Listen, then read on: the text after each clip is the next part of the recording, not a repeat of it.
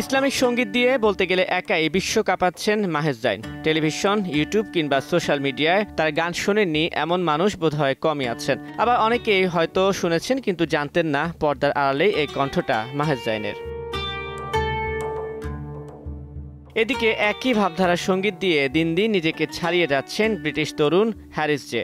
Saudi বংশোদ্ভূত এই তরুণ সর্বপ্রথম জনপ্রিয়তা পান সালাম গানটি দিয়ে। মূলত ইসলামিক মিউজিক এবং আধুনিক পপ সঙ্গীতের মিশ্রণে গানে গানে ইসলামী মূল্যবোধ, শান্তি এবং প্রেমের বার্তা ছড়িয়ে দেন তিনি। এবার এক হলেন দুই প্রজন্মের মাহেশ জাইন ও হ্যারিস জে। মুক্তি পেয়েছে তাদের প্রথম কোলাবরেট ইসলামিক সঙ্গীত কালবি ফি মাদিনা। সঙ্গীতটির অডিও ভার্সন মুক্তির পরই যেন লুফে নিয়েছেন ভক্তরা। সোশ্যাল মিডিয়ায় শুধু প্রশংসাই নয়, ট্রেন্ডিংয়ে জোয়ারে ভাসছে সঙ্গীতটি।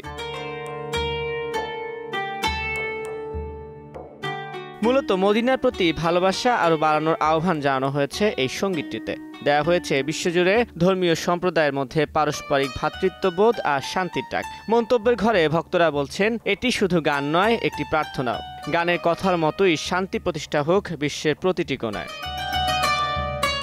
তানভীর হাসান, সময় সংবাদ।